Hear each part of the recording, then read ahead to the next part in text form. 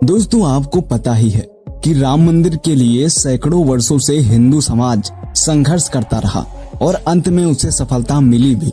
और सफलता मिलती भी क्यों ना, 100 करोड़ हिंदुओं के हृदय में राम मंदिर जो बसा था। लेकिन यह लड़ाई सिर्फ राम मंदिर की नहीं थी, यह लड़ाई थी हमारे स्वाभिमान की, जिसे औरंगजेब और बाबर जैसे आतंकवादियों ने कुचलने की कोशिश की थी। लेकिन यह लड़ाई अब सिर्फ राम मंदिर पर नहीं रुकने वाली है। आप सभी को पता ही होगा कि राम मंदिर के लिए सैकड़ों लोगों ने अपना बलिदान दिया। कई लोगों ने इस पर बहुत बड़ा संघर्ष भी किया, जिनमें से एक नेता का नाम है सुब्रमण्यम स्वामी। राम मंदिर की लड़ाई में अहम योगदान देने वाले सुब्रमण्यम स्वामी ने कहा है कि अब यह लड़ाई सिर्फ राम मंदिर तक सीमित नहीं रहेगी। औरंगजेब ने जिस मथुरा और काशी में हमारे मंदिरों को तोड़कर उसके ऊपर मस्जिद बनवाई है, वह हम लेकर रहेंगे। हमें अपना स्वाभिमान वापस लेना होगा। लेकिन जिस तरीके से हमने कानून और संविधान के द्वारा अपना हक हासिल किया है, उसी प्रकार से हम मथुरा और काशी भी लेंगे।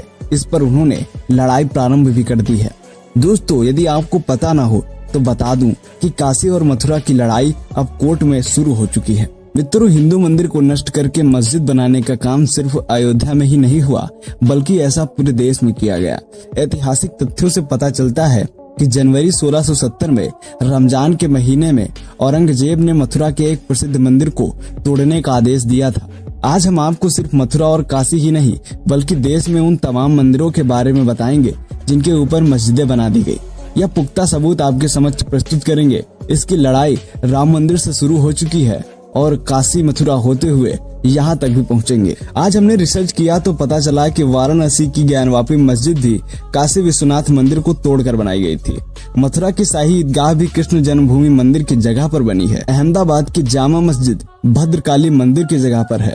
इसी तरह मध्य प्रदेश के धार में मौजूद भोजशाला कमाल मौला मस्जिद के बारे में कहा जाता है कि ये देवी सरस्वती का मंदिर हुआ करता था और इसकी जगह पर मस्जिद बनाई गई। इस मस्जिद की देखरेख एएसआई द्वारा की जाती है और हिंदुओं को यहाँ मंगलवार और बसंत पंचमी के दिन पूजा की इजाजत है और मुसलमान यहाँ हर शुक्रवार को नमाज भी पढ़ सकते हैं।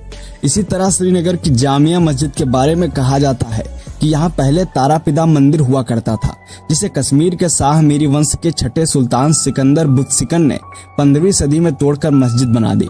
ऐतिहासिक तथ्य बताते हैं कि जम्मू और कश्मीर पहले हिंदू बाहुल्य क्षेत्र थे, लेकिन 14वीं शताब्दी में हिंदुओं का दमन शुरू हुआ। मुगलों के दौर में भी बहुत बड़े पैमाने पर हिंदुओं का धर्मांतरण किया गया। बड़े और प्रसिद्ध हिंदू मंदिरों को तोड़ दिया गया। बहुत से मंदिरों को तोड़ने की कोशिश की गई, लेकिन मजबूती की वजह से वो तोड़े नहीं जा सके। आज भी ऐसे मंदिर मौजूद हैं। इनमें से कई प्राचीन मंदिर आज खंडहर बन चुके हैं। ये खंडहर आज भी अपने गौरवशाली इतिहास की गवाही दे रहे हैं। भारत में 73 वर्षों तक अल्पसंख्यकों का तुष्टीकरण किया गया। यहाँ तक कि अल्पसंख्यकों को खुश करने के लिए पहले की सरकारों ने सुप्रीम कोर्ट के फैसले तक को पलट दिया गया था। इसका सबसे बड़ा उदाहरण 1985 का शाहबानो केस है, जिसमें सुप्रीम कोर्ट के फैसले तक को पलट दिया गया एक धर्म विशेष के लिए। आज पहली बार देश के बहुसंख्यकों ने धर्मनिरपेक्षता की परिभाषा का नए सिरे से विश्लेषण राम मंदिर आंदोलन के साथ किया और भारत की राजनीति में हिंदुत्व को भी जगह मिलने लगी। लेकिन इसका मतलब ये नहीं था कि देश के मुसलमान खतरे में आ गए, बल्कि सच तो ये है कि 1950 से लेकर अब तक भारत में मुसलमानों की आबादी 9% से बढ़कर 14% हो गई, जबकि हिंदुओं की आबादी 84 से घटकर 80% रह गई। इसके अलावा भारत की 6% आबादी अन्य धर्मों को मानने वाली है। अगर भारत के मुसलमान सच में खतरे में होते तो आप खुद सोचिए, क्या उनकी आबादी घटने की बजाय बढ़ने लगती। भारत की सच्ची धर्मनिरपेक्षता यही है कि भारत में हिंदू और मुसलमानों को बराबर का हक हासिल है और एक मंदिर बन जाने से किसी का हक नहीं छिनता। फिर भी कुछ लोगों को लगता है कि भारत में सेकुलरिज्म खतरे में है। रूस के राष्ट्रपति व्लादिमीर पुतिन भी चर्च जाते हैं। टर्की के राष्ट्रपति तैयब एर्दोगन उस मस्जिद में नमाज पढ़ते हैं तो पहले चर्च हुआ करता था। लेकिन भारत में बैठे बुद्धिजीवी, पत्रकार और मुसलमानों का एक वर्ग कुछ नहीं बोलता।